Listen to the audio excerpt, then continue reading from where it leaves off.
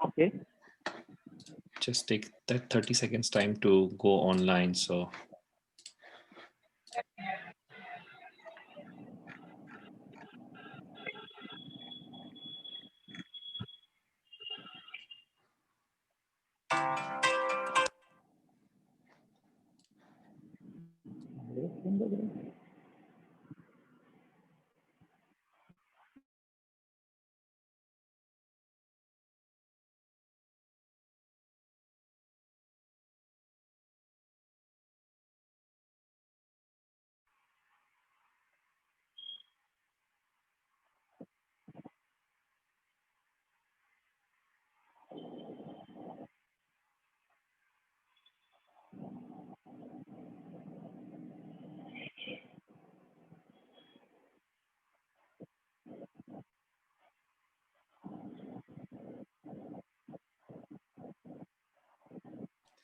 yes, Jayashri, we are live.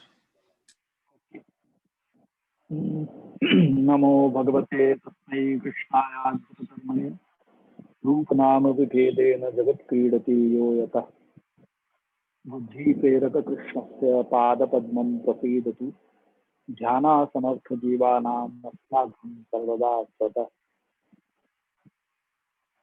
सर्वात्मना प्रपन्नानां गोपीनां पोषयन् मनः तं वन्दे विठ्ठलाधीशं गौरश्यामप्रियान्वितम् सौन्दर्यं प्रकटितं श्रीगूढभावात्मकं पुंरूपं च पुनस्तदन्तर्गतं प्राविविशक्रिये संश्लिष्टा उभयोर्बभौ रसमयः कृष्णो हि यत्साक्षिकं रूपं तत्कृतयात्मकं परमविध्येयं सदा वल्लभम् श्रीवल्लभप्रतिनिधिं तेजराशीं दयार्णवं गुणातीतं गुणनिधिं श्रीगोपीनाथमाश्रये सायं कुञ्जालयस्थासनमुपविलसत्कर्णपात्रं सदोषं राजज्ञोपवितं परितनिवसनं गौरमं भोजवक्त्रं प्राणानायं नासापुटनिहितकरं कर्णराजं वन्दे धूम्मिलिताक्षं मृगमतिलकं विश्लेषं सुकेशम्।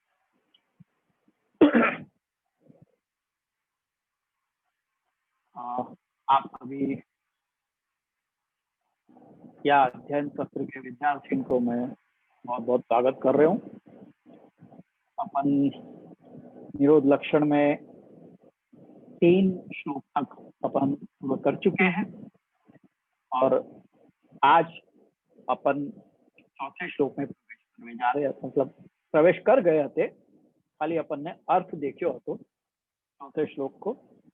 तो अब वाइसु अपन आगे बढ़ेंगे, पर वाके पहले थोड़ा सा रिकैप अपन कर लें ताकि अब तक जो भयो है वाको अपन को अनुसंधान। तो तीसरे श्लोक में आचार्य चरण ने वो बात की मन में आकांक्षा करी थी कि उद्धव जी के व्रज में आगमन होए हुए पे जो ब्रज भक्तन में और नंदराई जी इत्यादि में जो स्फूर्ति को संचार भयो तो जो उत्सव कियो भगवत ठाकुर जी के सखा के ब्रज में पधारवे को, तो भगवान के संबंधी के ब्रज में पधारवे को जो उत्सव भयो, क्योंकि जब विप्रयोगी की अवस्था में हुए तब अपने प्रिय के संबंधी के आपको आनो उनको मिलनो भी एक उत्सव से कम नहीं है। यासु वहां पे ये बात आचार्य चरण ने यहाँ पे तीसरे श्लोक में यह आज्ञा करी है कि उद्धव आगमने जात उत्सव सुमहान यथा, और वहां पे याकू सुमहान शब्द कहो, क्योंकि ये शंका करी थी कि भाई ठाकुर जी के दूत के आगमन की आकांक्षा सॉरी दूत के आगमन के ऊपर जो उत्सव भयो वाकी आकांक्षा करवे के बजाय अगर ठाकुर जी के प्रकट होए की के वक्त जो उत्सव भयो, जैसे मतलब कि जो रास पंचाध्यायी में जब ठाकुर जी अंतर्धान भय थे और वाके बाद पुनः जब रास में प्रकट भय अब जो उत्सव भयो गोपीजन के बीच में, तो वही उत्सव की क्यों नहीं आकांक्षा करी? क्यों भगवत संबंधी उद्धव जी के पधारवे के वक्त जो उत्सव भयो वाकी आकांक्षा क्यों करी? वास्तु तो बेहतर, वास्तु तो अच्छो यही होतो कि ठाकुर जी के पधारवे पे जो उत्सव है वाकी आकांक्षा करते, पर वाके लिए यहाँ आचार्य चरण ने शब्द तो सुमहान दियो है कि भाई ठाकुर जी के पधारवे सु जो उत्सव हो वासु भी अधिक मतलब उत्साह और आनंद तब होवे जब विप्रयोग में ठाकुर जी को कोई संबंधी आए के मिले या सु वह सुख की कामना कर रहे हैं कि वो विरह रूपी रस को पोषण देवे वालों होवे, ऐसो जब ठाकुर जी के विप्रयोग में होवे और ऐसे में कोई भगवत संबंधी मिल जाए अपने को, तो वो विरह रूप में विरह रूपी रस को जो है वो पोषण देवे वालों बने हैं। या तो वाकी एक अलग विशेषता है या तो वाकी आकांक्षा कर रहे हैं। तो यह प्रकार अब याके उत्थानिका अगले श्लोक की उत्थानिका में आचार्य चरण ये आज्ञा कर रहे हैं कि देखो सेवा फल ग्रंथ है जो याके बाद को है क्रम में, वहां में 3 प्रकार के फल बताए गए हैं सेवा के, अलौकिक सामर्थ्य, सायुज्य और सेवोपयोगी देह वैकुंठ आदि में। तो वामेसु जो अलौकिक सामर्थ्य रूपी जो फल है वो ही मुख्य विरोध, तो वो आपके ऊपर तो अधिकार केवल अपनो ही है।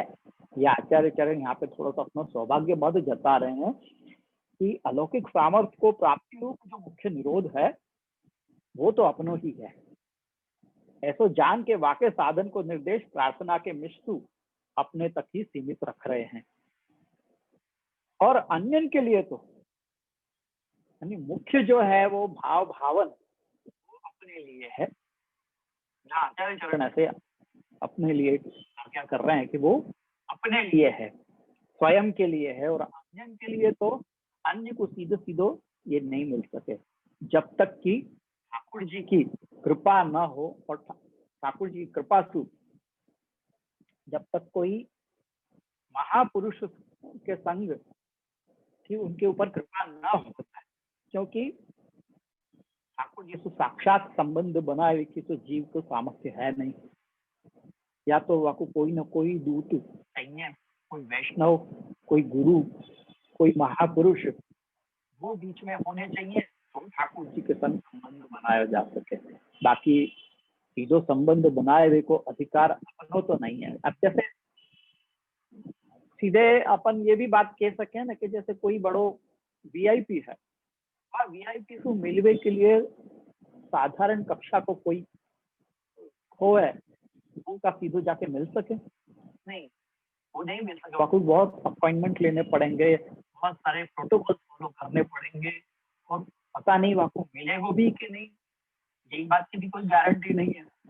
या तो कोई बीच में अगर कोई ऐसा पहचान वालों हो जाए और वो आपकी सीधी मुलाकात करवा सके तो है, या तो वो लौकिक में जैसे महापुरुष है वो ऐसा कोई व्यक्ति जो वीआईपी के संग तुम्हारी पहचान करा सके, ऐसो लौकिक में वाकु महापुरुष कहेंगे। पर यहाँ पे आचार्य चरण अलौकिक की बात कर रहे हैं तो यहाँ पे भी महापुरुष की कृपा तो चाहिए ही है। जब लौकिक में चाहिए तो इतने बड़े सब राजान के राजा, सब देवतान के देव, वो देवाधिदेव हैं, उनको मिलवे के लिए अपन सीधे सीधे कैसे मिल सकेंगे? या तो बड़े की कृपा तो अवश्य चाहिए, या तो वाके लिए साधन को निर्देश करने के लिए अन्यन के लिए तो भगवान महापुरुष की कृपा के द्वारा, अर्थात साक्षात नहीं पर परंपरा मतलब इनडायरेक्ट तो उनके अधिकार अनुसार आयोज्य अथवा सेवोपयोगी देह को दान करेंगे। ये अभिप्राय तो वहां तक की स्थिति को प्रकार अब अगले में कह रहे हैं। यहाँ पे मैं आपके संग स्क्रीन शेयर करना चाहूंगा, अपन सीधे सीधे पंक्तियां देखें। आप लोगों के पास तो अनुवाद है ही, आप वहां में जो संस्कृत की पंक्तियां हैं उनको आप देखते जाओ साथ साथ में, तो आनंद आएगा। अपन कहाँ पे चल रहे। अब देखो यहाँ पे आज्ञा कर रहे हैं, महतां कृपया यावद भगवान दयिष्यति तावदानंद संदोह कीर्तिमान सुखाय। सुख के लिए, सुखाय यहाँ पे ये चतुर्थी विभक्ति है। तो महतां कृपया यावत भगवान दयिष्यति, मतलब बड़ेन की कृपा, महापुरुषन की कृपा होवे सु, जब तक कि भगवान की कृपा न हो जाए या भगवान अपने पे दया न करें, तब तक क्या करना, तावत आनंद संदोह कीर्त्यमान, तब तक के लिए आनंद संदोह रूप भगवान कीर्त्यमान है। यानी कि भगवान को कीर्तन सुखकारी है, कीर्त्यमान सुखाय, यानी वो भगवान को कीर्तन सुखकारी होवे है। कब तक, जब तक कि बड़े की कृपा होवे के बाद भगवान स्वयं जीव के ऊपर दया न करें, तब तक के लिए तो ये ही करना चाहिए। यानी वाके बाद तो साधन स्वयं भगवान बनेंगे, वो फिर वाके बाद तो अपनों कछु प्रयत्न करने की आवश्यकता ही नहीं रहेगी। ठाकुर जी स्वयं प्रमेय बल से अपने को सारो कुछ दान करेंगे। जब तक कि ठाकुर जी प्रमेय बल के द्वारा अपने को वो दान नहीं करवे लग जाए कृपा को, तब तक के लिए आनंद संदोह रूप जो भगवान है उनको कीर्तन गुणगान करते रहना चाहिए। ये पंक्ति को अर्थ है। अब अपन विवेचन पे जाए। यावत भगवान दयेष्यति, भगवान की दया जब तक होगी, दया कौन सी दया की बात कर रहे हैं यहाँ पे, तो कह रहे हैं फलोन्मुखान दयाम करिष्यति, मतलब ऐसी दया कि जाके बाद तो केवल फल की ही प्राप्ति होनी है। यानी जब फल ठाकुर जी इच्छा करें कि अब या जीव को मैं फलदान करना चाहूं, या अब मैं या जीव को फलदान कराऊंगा, तो वो दया की बात कर रहे हैं यहाँ पे कि वो दया जब फलोन्मुख दया भगवान करेंगे, तावत कीर्त्यमान, यानी कि तब तक कीर्त्यमान है, यानी कि कीर्तन विषयी क्रियमाण, भगवान कीर्तन के विषय बनाए जाने चाहिए। जब तक भगवान दया नहीं करें तब तक भगवान को कीर्तन किए जाना चाहिए, यानी भगवान को अपने कीर्तन को विषय बनाना चाहिए। एव क्रियमाण एव कीर्तन विषयी क्रियमाण एव स सुखाय, यानी तब तक तो भगवान सुख अपने को कैसे देंगे, कीर्तन को विषय बन के। यानी कि भगवान व कीर्तन को, मतलब कौन के विषय में कीर्तन करना है, देखो भगवान के विषय कीर्तन करना है, गुणगान करना है, वो अपने को सुख प्राप्त कराए।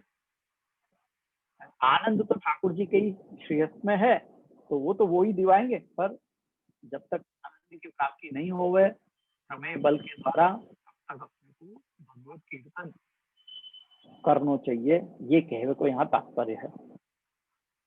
अब यहाँ पे इनने पंक्तियां दी हैं, बहुत से अलग अलग वो दिए हैं, रेफरेंसेस दिए हैं, जैसे कि ये महत्ते विष्णु सुमतिम भजामहे, बिना महत्पाद रजोभिषेकम, ये है पांचवें स्कंद के 12वें अध्याय को 12वां श्लोक। यानी ये देखो तो मैं आपको दिखाऊं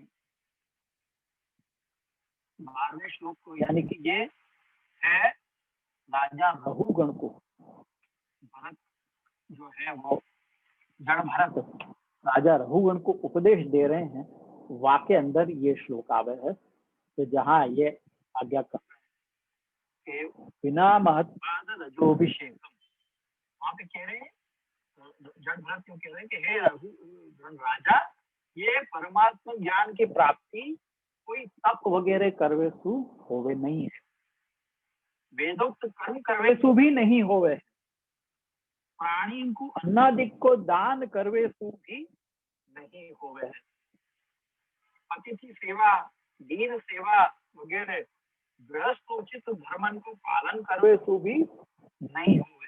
क्या? परमात्म ज्ञान की प्राप्ति, ये इन सबके द्वारा नहीं हुए।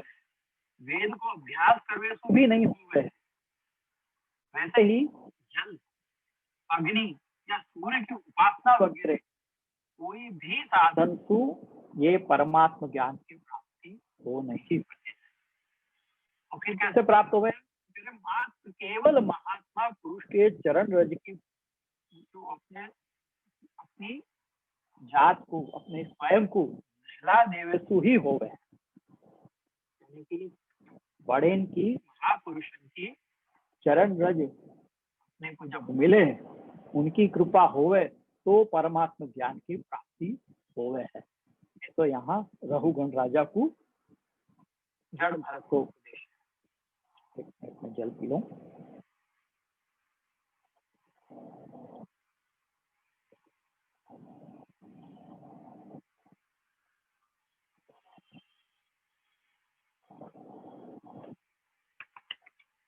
फिर वाक्य बाद है दूसरों से किरात हुणांध्र पुलिंद पुलकसा।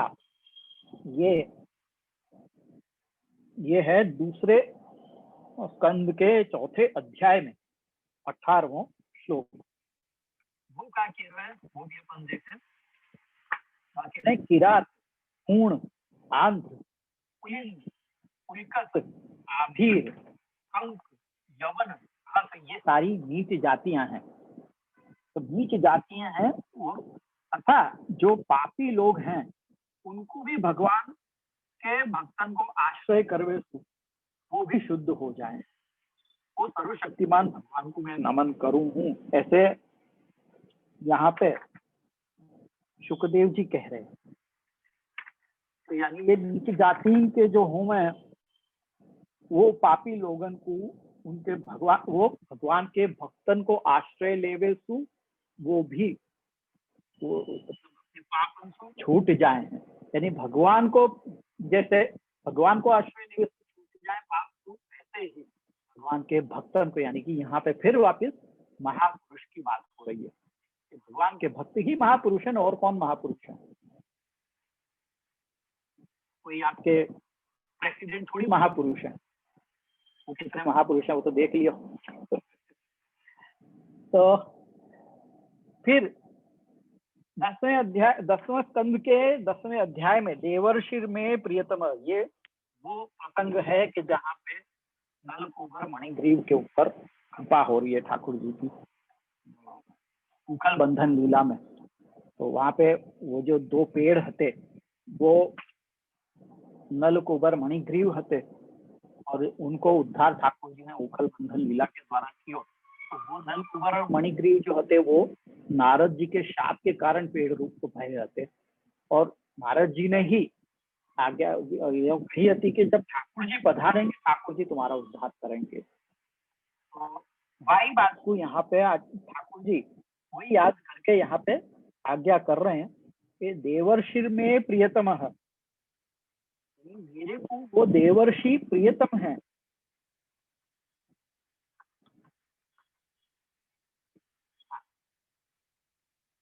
देवर्षि मेरे को बहुत प्रिय है। यासु उन महात्मा के ने जो कही है वो मैं सिद्ध करूंगा, क्योंकि ये नलकूबर और मणिग्रीव भी भक्त कुबेर के पुत्र हैं। वहां पे भी दो महापुरुष, एक तो नारद जी ने वचन कहे हते कि भगवान तुम्हारा उद्धार करेंगे, या तो भी ठाकुर जी उनके ऊपर उनको उद्धार करने के लिए पधारे, और दूसरों कि वो भक्त कुबेर के पुत्र होते, तो वो भी एक महापुरुष हैं। भक्त कुबेर के पुत्र होवे के कारण भी नलकूबर मणिग्रीव के ऊपर ठाकुर जी की कृपा भई, और नारद जी के वचन के कारण भी उन दोनों के ऊपर ठाकुर जी की कृपा भई है। यासु देवर्षि में प्रियतम है, ये जो बात कही है यही बात ठाकुर जी आज्ञा कर रहे हैं कि देवर्षि यानी कि नारद जी मेरे को प्रिय है, यानी वही भगवत भक्त पुरुष वो मेरे को प्रिय है। यासु मैं उनके वचन को तो सत्य करूंगा ही। और फिर एक और है, तत्पाद पोतेन महत्कृतेन सदनुग्रहो भवान इत्यादि। ये पूरा जो श्लोक है 10वें स्कंद के दूसरे अध्याय को 30वां। वामे भी कहा आज्ञा करते हैं कि हे कमल नयन, आप समग्र जीव के आधार हो, और जो उनके समाधि कर हृदय में ध्यान करे हैं, ऐसे बड़े इनके किए हुए आपके चरण रूप जो वो है नाव को आश्रय करके संसार रूप समुद्र वो गोवत्स पद के जैसे तर जाए। जैसे यहाँ पे ये देवताएं बोल रहे हैं कि हमें ठाकुर जी के जब प्रकट होने को बात आ रही है दूसरे अध्याय में, तो वहां पे देवता की स्तुति है। तो वह स्तुति में देवता ऐसे कह रहे हैं कि आप समग्र जीव के आधार हो, आप सब जीव मात्र के आधार रूप हो, और आप इनको जो समाधि के द्वारा हृदय में स्थापन करे हैं, ध्यान करे हैं, ऐसे बड़े यानी भगवत भक्त, बड़े बड़े भगवत भक्त वो जिनको ध्यान करे हैं, उनके चरण रूप कि उन बड़े इनके चरण रूप नाव को आश्रय लेके साधारण जीव जो है वो संसार समुद्र को तर जाए। यहाँ पे पुनः महापुरुषन की यहाँ पे प्रशंसा की गई है कि ये महापुरुष ऐसे हुए हैं कि जिनको आश्रय करके साधारण जीव संसार समुद्र को तर जाए। तो वही बात यहाँ पे दशम स्कंध के दूसरे अध्याय में 30वें श्लोक में कही गई है। तो ये सारे जो है वो बता रहे हैं कि महापुरुषन की कृपा कितनी आवश्यक है। जब दो संबंध ना हो सके भगवत ठाकुर जी के साथ में, तब महापुरुषन के द्वारा परंपरा से ठाकुर जी के साथ संबंध स्थापित किया जा सके है। तो वाकई लिए महापुरुषन को आश्रय लेना चाहिए। वहां पे ये बात कही जा रही है। यही बतावे के लिए श्लोकों में देखो नित्यादि सदनुग्रहो भवान इत्यादि वाक्यैर भगवतो दयायां नान्यत कारणम इति वक्तुमाहु महता कृपया इति। यानी इन सब वचन ये जो सारे अपन ने रेफरेंसेस देखे, उन सब रेफरेंसेस के द्वारा भगवान की दया प्राप्त करने के लिए अन्य कोई कारण नहीं है, ये बताने के लिए महता कृपया ये कह रहे हैं। यानी कि भगवान की दया प्राप्त करने पर तो एकमात्र कारण भगवान दया क्यों करेंगे, तो ये कि महापुरुष जिनके ऊपर कृपा करें तो भगवान भी दया करेंगे। तो भगवान की दया प्राप्त करने के लिए महापुरुष ने कृपा प्राप्त करना आवश्यक है, ये यहाँ पे कहा जा रहा है। महताम भगवत धर्म ही महत्वमापन्ना नाम, यानी महत्तम उनकी महत्ता कौन सी बात सु है, ये नहीं है कि समाज में कोई बहुत बड़ो ऊंचो स्थान है उनको या तो वो महान है, नहीं, या बहुत धनी है या तो वो महान है, वो भी बात नहीं, क्या बहुत बड़े पद पे हैं कहीं या तो वो महान है, नहीं, वो बात भी नहीं है। पर उनके महत्ता को, उनकी महानता को एक ही कारण है कि भगवत धर्म के द्वारा वो महत्ता को प्राप्त हुए, उनने भगवत धर्म का पालन किया है और वो भक्त हैं या कारण से महान है। तो भगवत धर्म ही महत्व आपन्ना नाम कृपया करुणया इत्यर्थ। यानी जब ऐसे जीव महापुरुष जो हुए, ऐसे महान भगवत भक्त जब कृपा करेंगे तो उनकी कृपा के द्वारा ही अनवतार दशायाम विशेषतो महापुरुष द्वारा ही वो उद्धार आता है।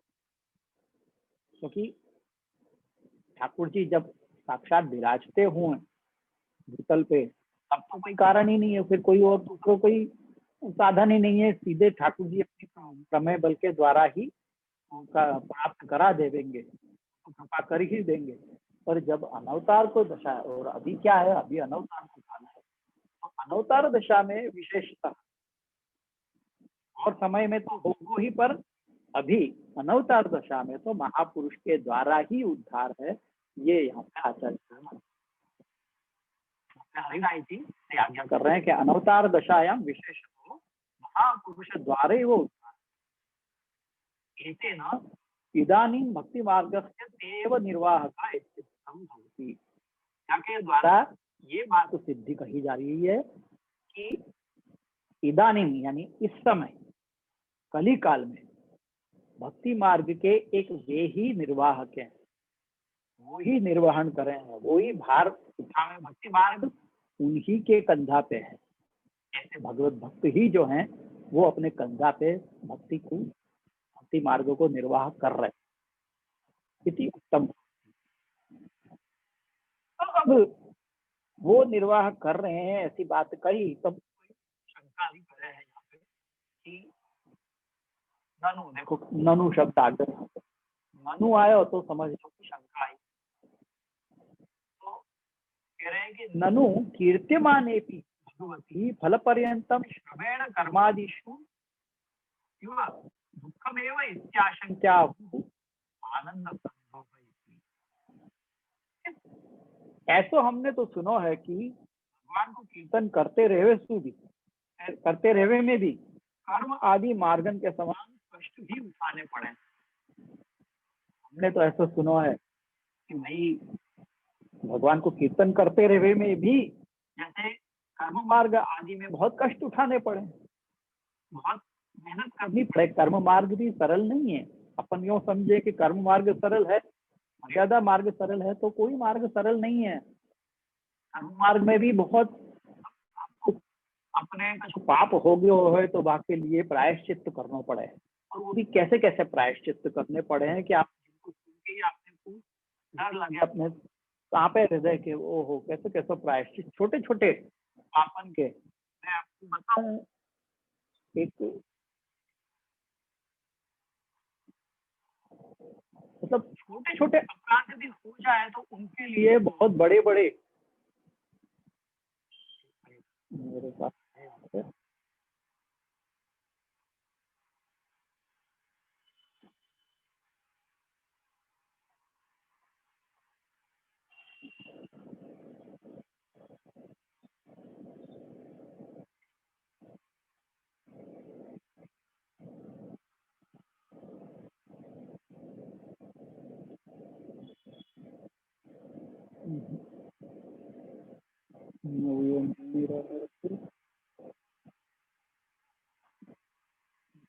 निकाल के रखने सको हूँ आज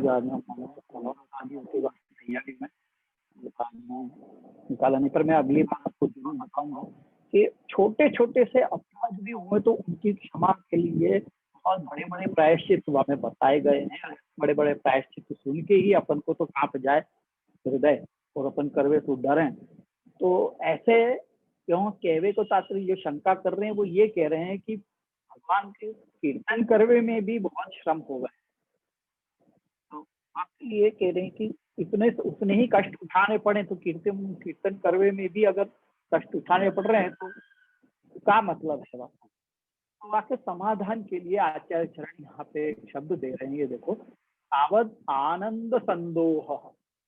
यहाँ तावत और आनंद संदोह ये दो शब्द, तावत अलग शब्द है और आनंद संदोह अलग शब्द है। जब इनको मिलाया जाए, समास होवे है तावत और आनंद, तो ता को द हो जाए। संस्कृत व्याकरण के नियमानुसार तावत आनंद संदोह ये दो शब्द मिलके तावत आनंद संदोह एक शब्द बने।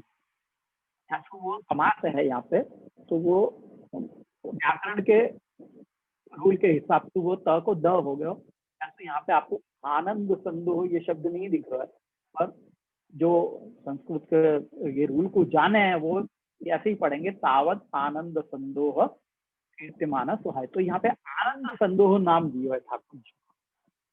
ये भाई ठाकुर जी के कीर्तन करवे में कोई प्रकार को दुख नहीं है। भगवान तो आनंद संदोह रूप है। आनंद को संदोहन, सम्यक दोहन, जैसे छाछ को अपन दोहन करें तो वहां से माखन निकले, ऐसे आनंद को दोहन अगर किया जाए तो वहां से जो परमानंद प्राप्त हुए, ऐसे भगवान तो परमानंद रूप है। अतु जो परमानंद रूप है, संपूर्ण रूप से परमानंद रूप है, आनंद को ही रूप है, वाको कीर्तन करने में कैसो दुख या कैसो कष्ट।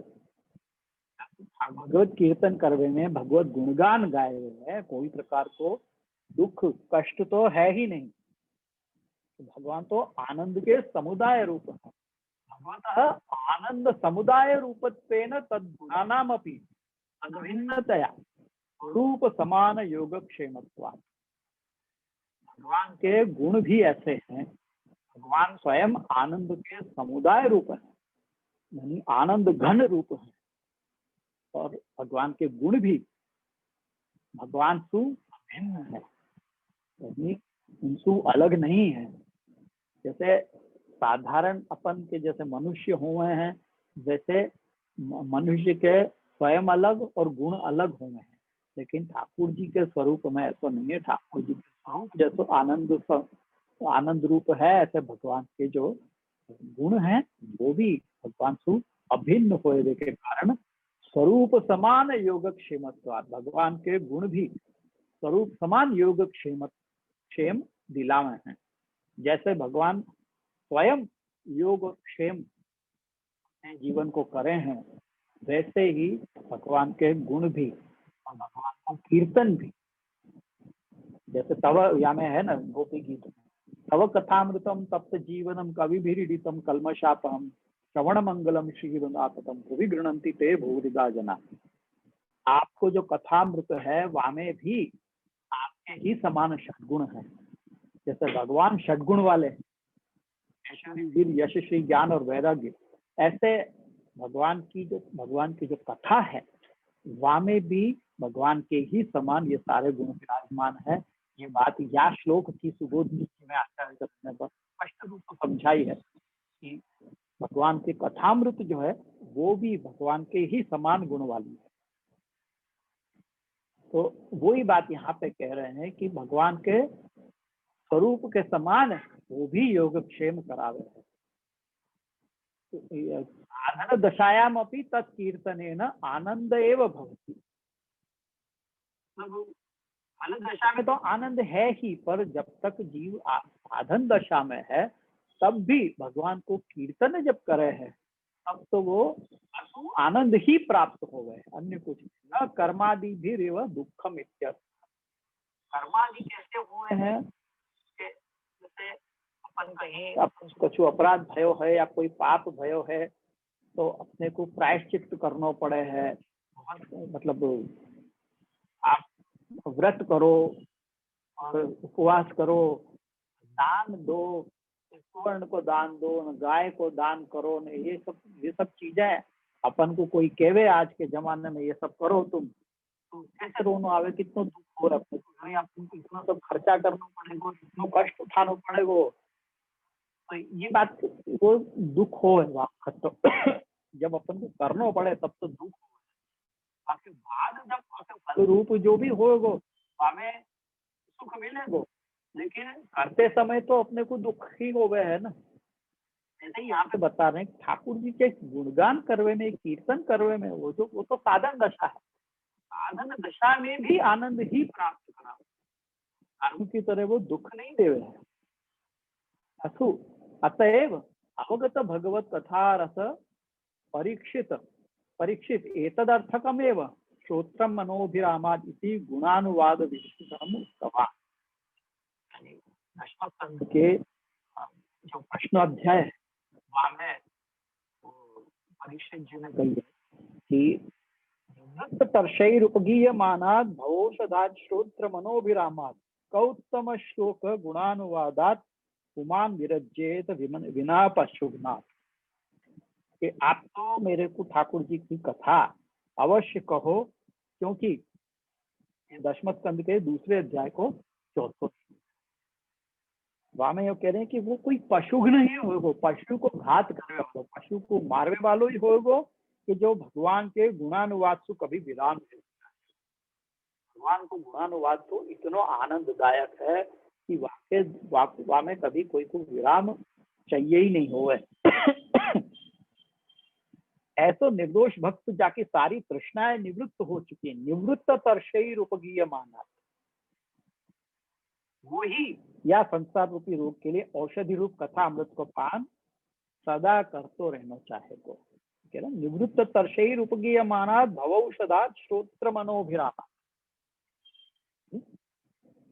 श्रोत्र यानी कि कर्ण और मन मनोभिरामात, भगवान की कथा कैसी है कि श्रोत्र और मन को आनंददायक और भवौषधि है, संसार रूपी रोग के लिए औषधि रूप, और औषधि रूप कथा अमृत को पान तो सदा करतो रहनो ही चाहको। तर्षैरुपगीयमात् भवौषधात् श्रोत्र मनोभिरामात् क उत्तम श्लोक गुणानुवादात् पुमान् विरज्येत। उत्तम श्लोक ऐसे भगवान के गुणानुवाद सु कौन कौन सो पुरुष विरज्येत, यानी कि कौन सा पुरुष विराम लेना चाहेगा, ब्रेक लेना चाहेगा।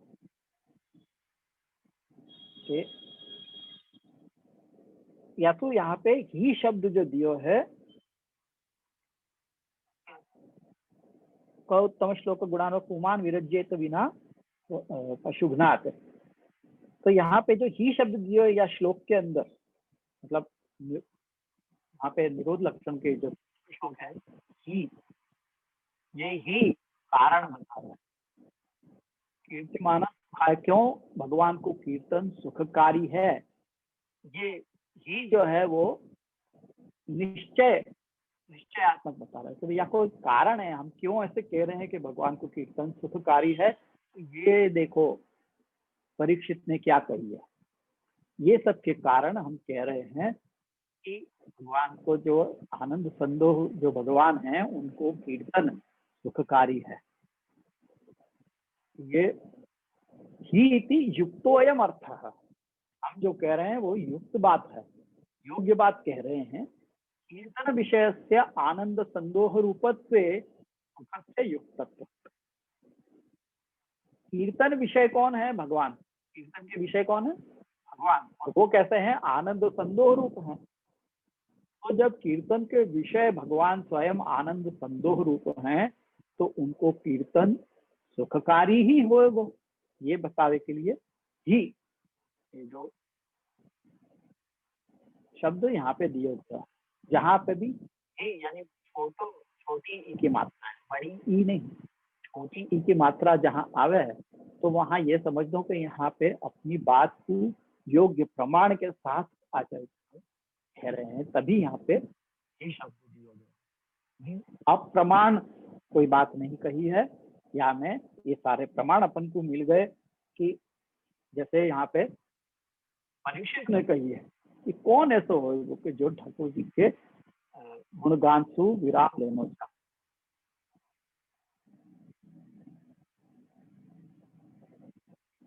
तो यहाँ पे ये चौथा श्लोक पूर्ण हो रहा है। तो अब पांचवें श्लोक की उत्थानिका प्रारंभ हो रही है। वहां में आज्ञा कर रहे हैं, ननु कीर्तनम ही सुख साधनम,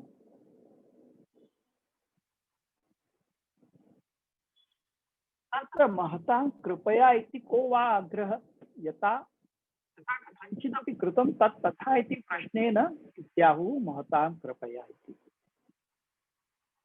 ठीक है, कोई अगर यूं प्रश्न करे कि भाई कीर्तन तो सुख को साधन हुए है, ये बात हमने समझी, मान ली हमने, पर वाके लिए महताम कृपया की क्या जरूरत है? वैसो क्या आग्रह है कि बड़े की कृपा हो?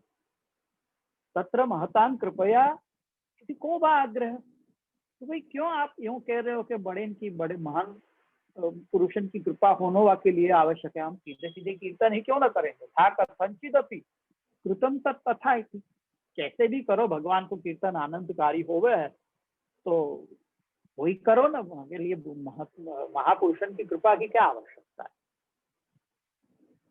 इति आहु इति तथा इति प्रश्नेन इत्याहु महतान कृपया। अगर कोई ऐसी शंका करे कि भाई महापुरुषन की कृपा की क्या आवश्यकता है, सीधे सीधे कीर्तन कर लो, तो आपके लिए जवाब है ये पांचवा श्लोक।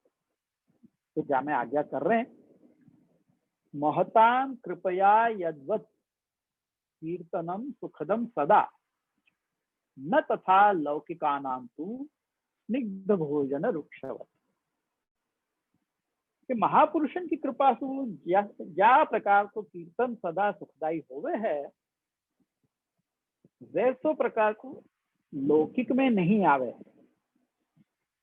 वैसे ही जैसे घृत युक्त भोजन के सामने रूखो भोजन, स्निग्ध भोजन यानी स्नेह युक्त, घी को एक शब्द और है संस्कृत में स्नेह, स्निग्धता, हमें चिकनाई, तो घी लगो भयो भोजन होवे, ताके सामने रूखो सूखो भोजन रखो तो कौन सा ज्यादा पसंद करेगा।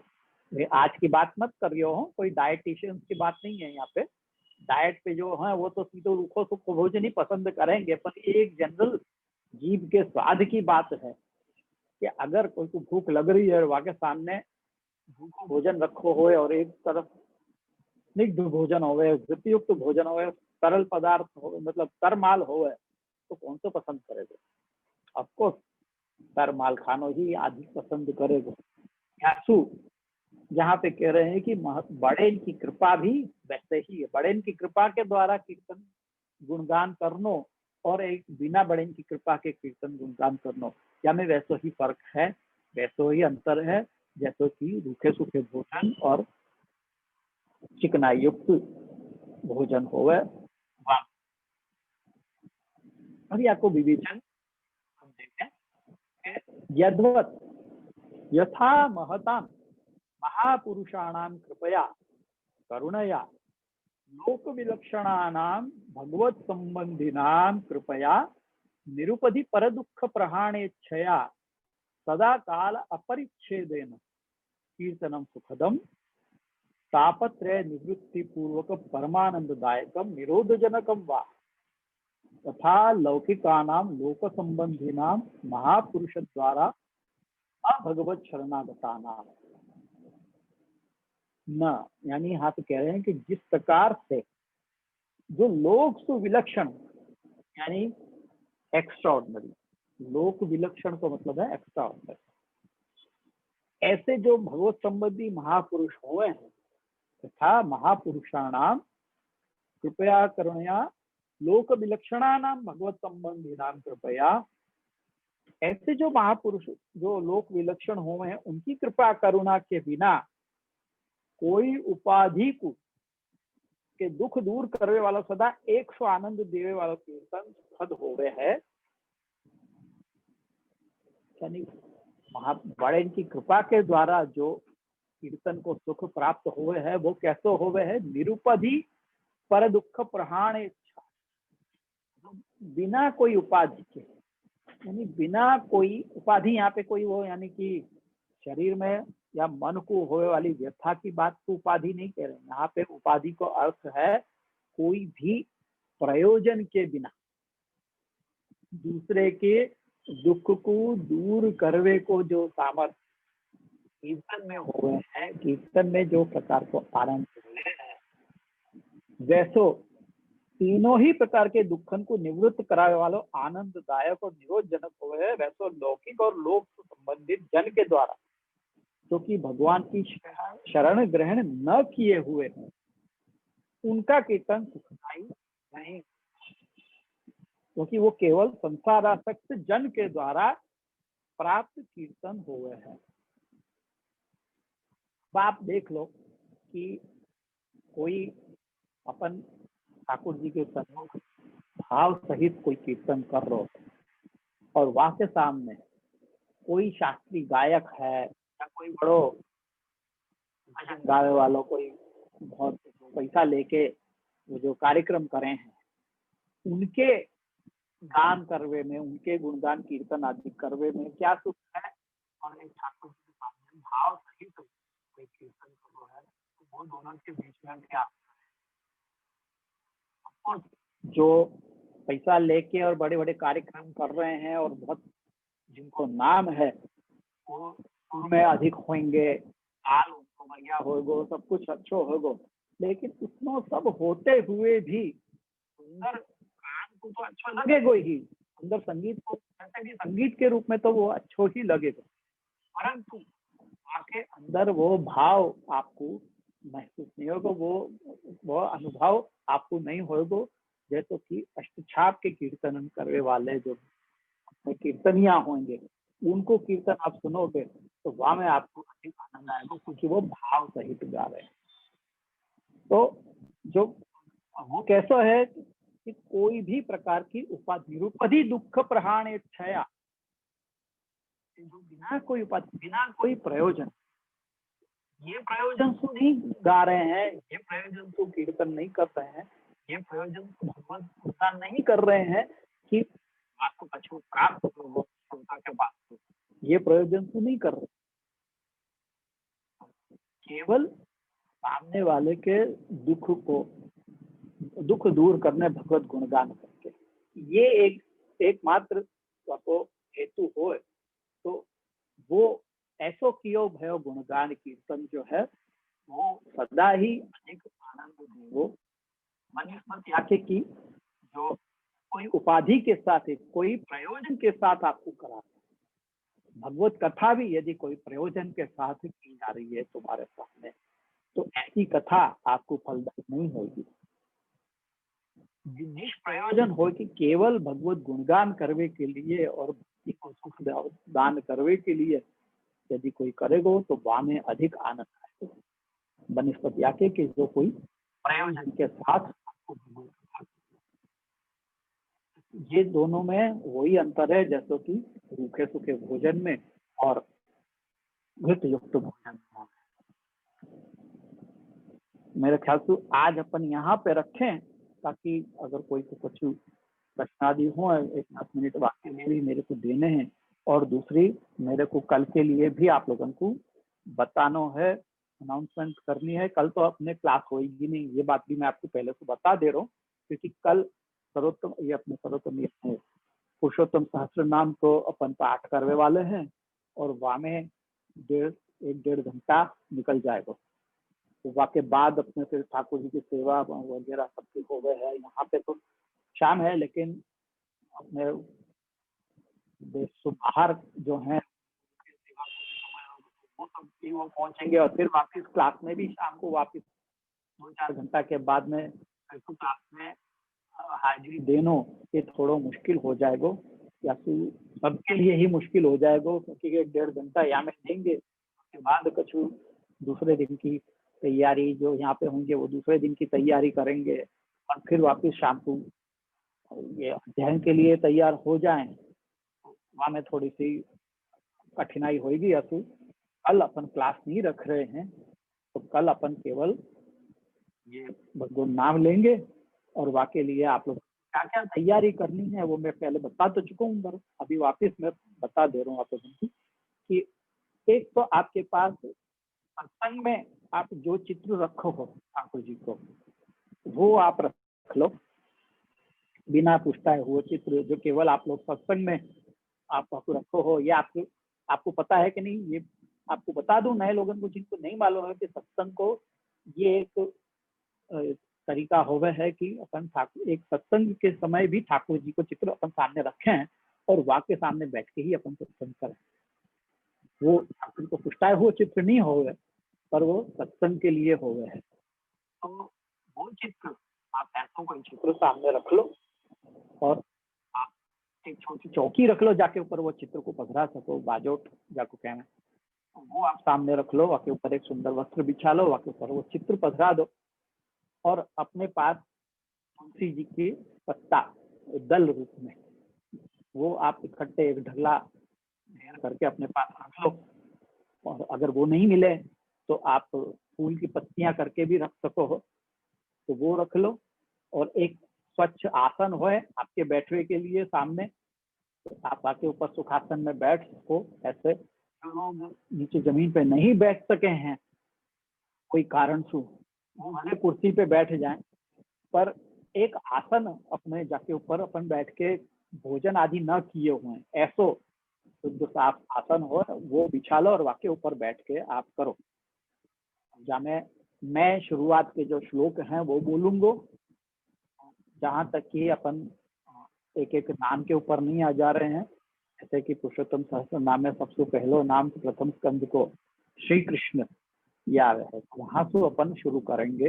ये तुलसी जी के दल ठाकुर जी को समर्पित करते जावे को, तो श्री कृष्णाय नमः कहेंगे, सच्चिदानंदाय नमः, या प्रकार से अपन एक एक नाम के बाद अपन ये तुलसी जी के दल रखते जाएंगे।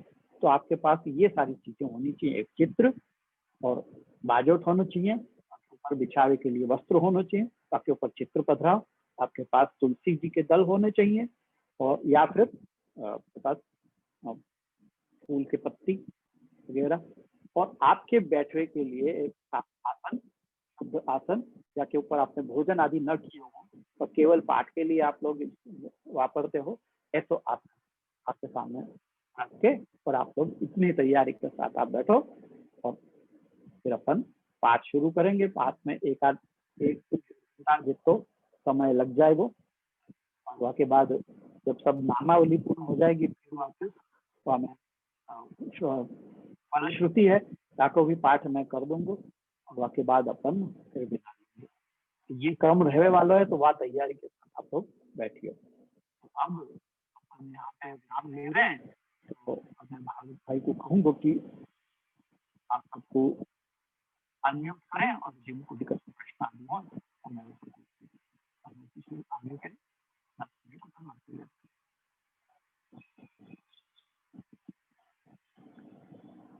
भाई भाई प्लीज अनम्यूट।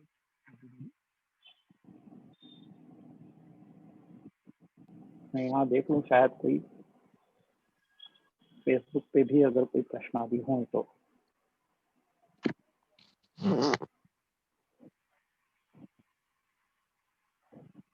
हाँ मिलोनी बेन।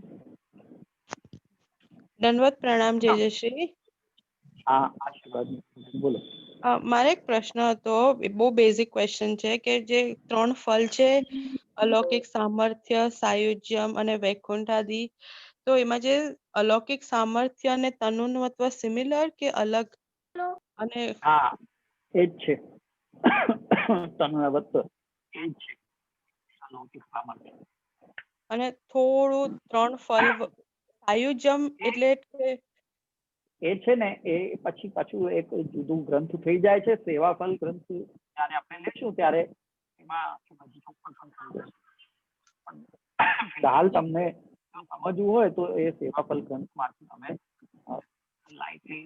ખાલી લાઇટ રીડિંગ થોડી કરી લો તો એમાં સમજાઈ જશે તમને એ શું અર્થ છે. પણ હમણાં મેં જાણી જોઈને એ નથી લીધું કારણ કે પછી વિષયાંતર થઈ જાય છે, બીજું ગ્રંથ જ થઈ જાય છે, મારે પછી તે વખતે ગ્રંથ જ આપી લેવું પડે.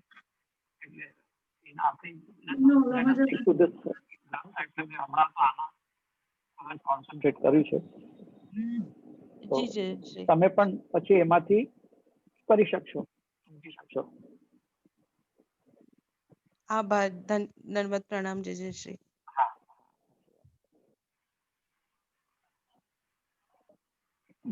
બીજા કોઈ?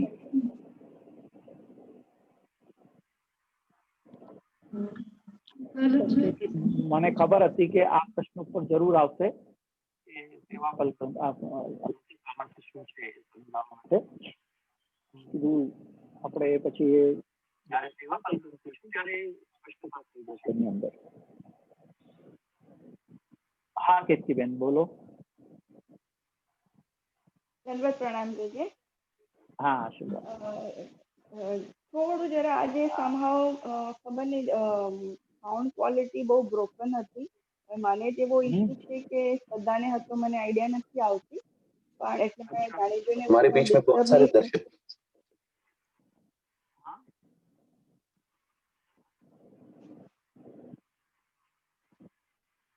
તો જે આપે વચમાં મહાદેવજીના વિશે કંઈક મેન્શન કર્યું હતું એ somehow મને અધૂરું સંભળાયું, જરા એ ફરીથી જાણવું છે. મહાદેવજીના વિશે, મહાદેવજીના વિષયમાં તો ક્યાં આવ્યું? મહાપુરુષોની વાત આવી હતી, મહાદેવજી તો નહીં. મહાદેવજીની વાત નથી કરી આપણે. મને યાદ નથી આવી હતી કે ક્યાં મહાદેવજીની વાત આવી છે. શરૂઆતમાં જ્યારે મહાપુરુષોનું કીધેલું હતું. હા મહાપુરુષ મહાપુરુષો, મહાદેવજી હા એટલે નહીં કારણ કે એટલે જ મને લાગ્યું કે somehow મારી વોઇસ લાઈક આજે બહુ બ્રોકન હતી એટલે મને અધૂરું અધૂરું થોડું સંભળાયું. અચ્છા નહીં, મહાપુરુષોની વાત હતી એટલે મોટા ભગવત ભક્તો એમની જ વાત છે. હા હા મહાદેવજીની તો વાત નહોતી કરી. ઓફકોર્સ મહાદેવજી પણ મોટા ભગત છે, પણ એમની વાત અહીંયા નહોતી કરી. અચ્છા અચ્છા જી જી હા, કોઈ હાથ હેન્ડ રેઝ થયું હતું છે કોઈ જ્યોતિબેન કંઈક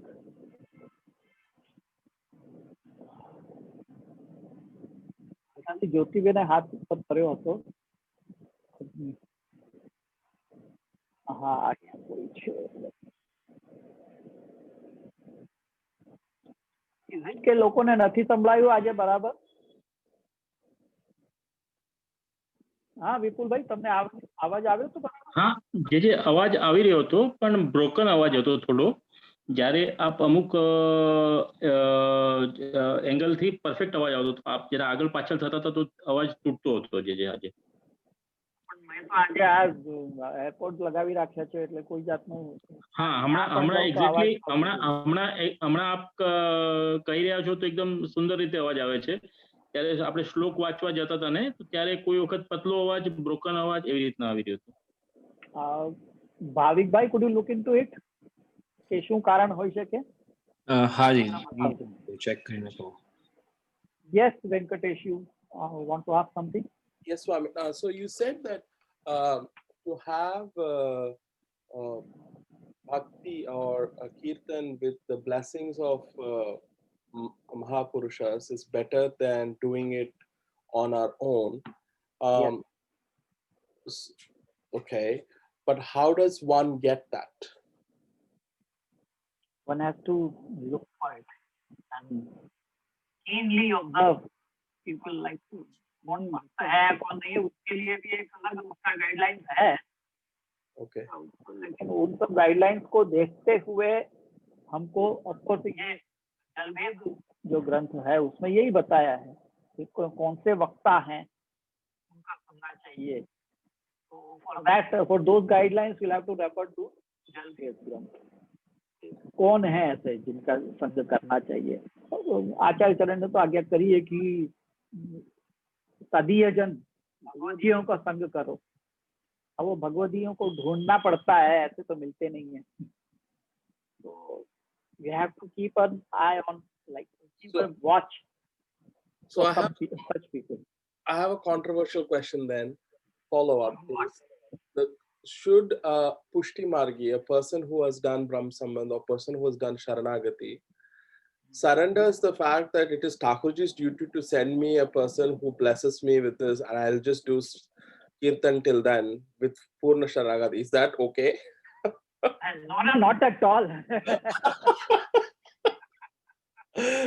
That's why I said. Because I may not be qualified. उतना तो करो. उतना तो करो यार. सब कुछ तो आपने दे दिया है ठाकुर जी के चरण में, लेकिन इसको तो मत दो. ठाकुर जी आपको हाथ में ला, आपको मुंह तक और ला के दे रहे हैं. You will have to open your mouth yourself. At least उतना तो आप करो. No, but and after opening the mouth you will have to shut it and then try to chew it. Yes. swallow it. उतना तो आपको करना. वो भी आप बोलोगे कि नहीं, No. खिला रहा है वही मेरा मुंह भी चला है और वही मेरा पाचन भी करा है. No, I'm not going into that. I'm not going to that extent. मैं उतना तक मैं नहीं बोल रहा हूँ. मैं यही बोल रहा हूँ कि हमारे यहाँ ऐसे सिचुएशन है कि at least we are not qualified ourselves as Vaishnavas. We don't know how to judge others as good ones. So like we have satsang with like Your Grace and others, Balab ko Balaks, but they are not like, so we can't judge others too, so it's a little bit tricky. That's why I'm saying that. उसके लिए भी देखो आचार्य चरण ने सब बताया ही है. कृष्ण सेवा परम वीक्षित, यहाँ तक कि गुरु के लिए भी चेक करने के लिए कहा है. कृष्ण सेवा परम वीक्षित दम्बादि रहितम नरम श्री भागवत ना तत्वज्ञ भजे जिज्ञासा. जब गुरु के लिए भी इतना चेक करने के लिए आचार्य चरण ने आज्ञा करी है, तो ऑफ कोर्स विल, जब आप संघ के लिए लोगों को आप देखोगे तो you will have to keep watch कैसे होने चाहिए. और उन सब के लिए हमारे पास गाइडलाइंस दी हुई है. Just follow guidelines, see what guidelines they have given. तो आप पढ़ो उनको, जानो, देखने कोशिश करो। थोड़ा समय लगेगा, एकदम से कोई नहीं, you can't judge people like in the first meeting itself, but then later on when you keep meeting them, आप ज्यादा मिलोगे तो आपको धीरे धीरे पता चलेगा कि okay this person is good to keep a company or not। तो थोड़ा आंखें खोल के रखो, आंखें कान खोल के रखो, don't blindly follow people just because everybody is following them, don't go blindly for it. The reason I asked this question, I remember when I was learning Sanskrit early on, there was a proverb that said a person who is burnt by hot milk blows before drinking buttermilk. I don't remember. So don't get yourself burned with hot milk. Yeah. But anyway, Yeah. that was one question which came to me when you were saying about satsang. Okay. Okay, let's go to Deepesh Bhai. Deepesh Bhai is raising his hand since a long time. Deepesh Bhai? दंडवत प्रणाम जय जी।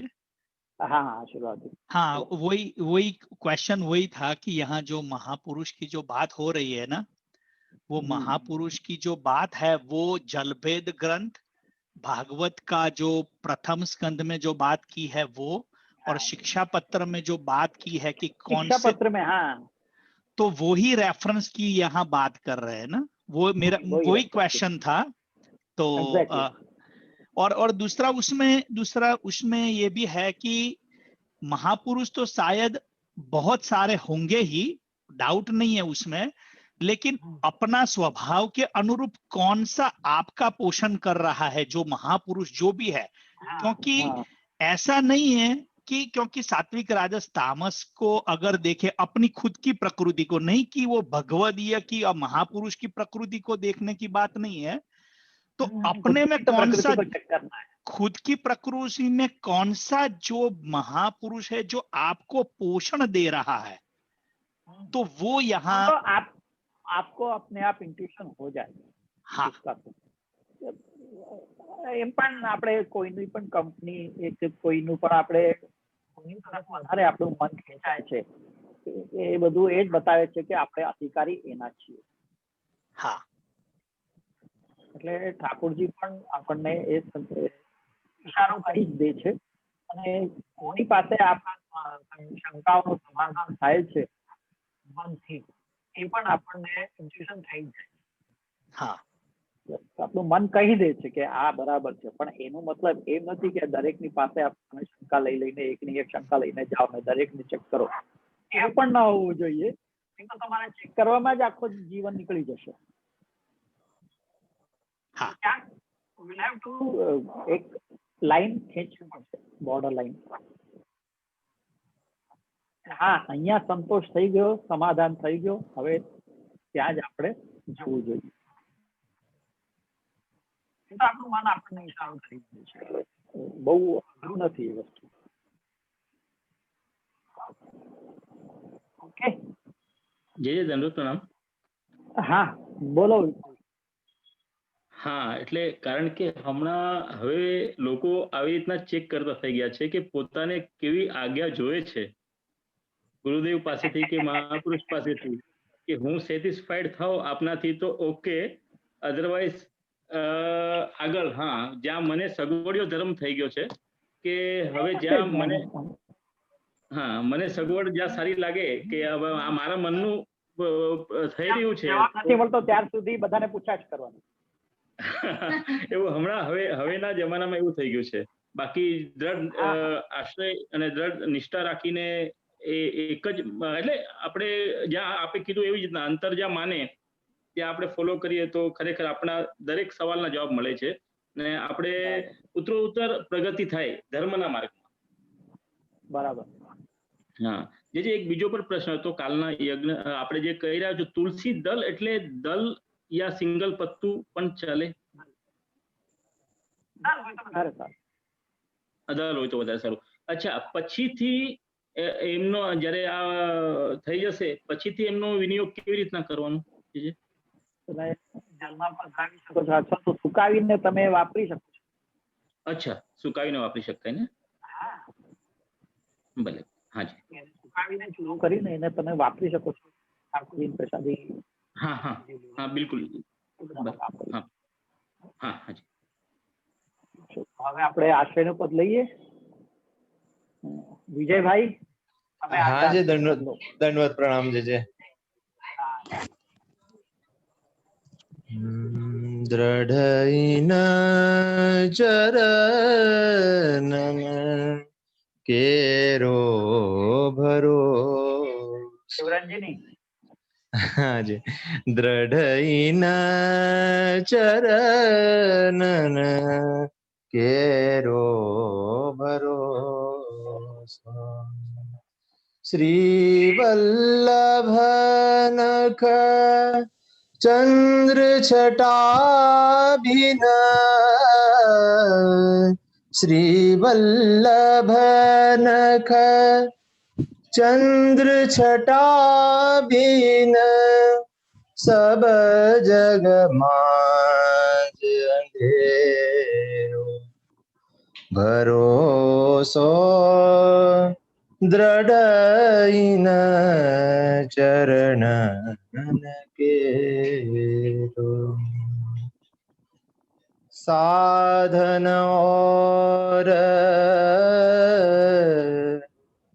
नहीं आकली में. जासु होय निवेरो.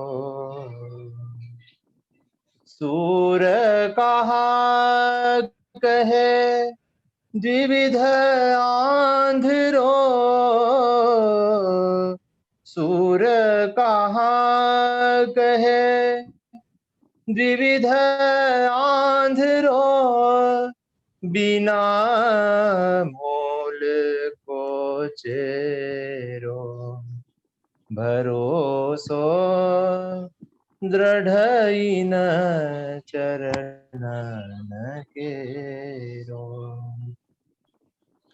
दृढ़ चरण केरो भरोसो. वल्लभाधीश जय. दंडवत प्रणाम जय जय.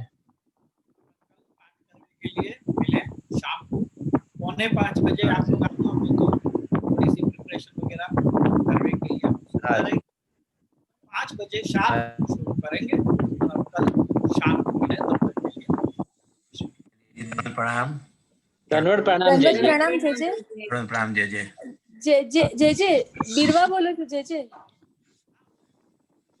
હા જય જય, આપનો છે ને અવાજ બરાબર ક્લિયર નથી આવતો, તો આપશ્રી જે કાલની જે તૈયારી છે તો જરા આપ એક લિસ્ટ લખીને મોકલી દેશો ગ્રુપમાં પ્લીઝ.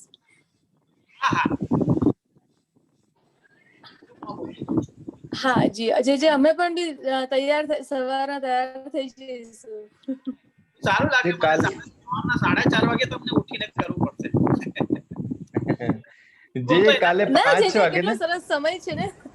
હા એ તો સારું. અને પછી અમને પણ વલ્લભ સાથે એવું કરવાનો સમય ક્યાં મળવાનો. સૌથી સારું તો તમે જ કરશો. ખાધા પીધા વગર. અને જે આપના સાનિધ્યમાં અમે હોઈશું તો અમને તો કોઈ પ્રોબ્લેમ જ નથી. જરૂર જરૂર તમે જોડા જાઓ, ખૂબ આનંદ આવશે. હા જી જે કાલે 5 વાગે કીધું ને આપણે. ભાવિકભાઈ પ્લીઝ રેકોર્ડિંગ બંધ કરી દો હવે.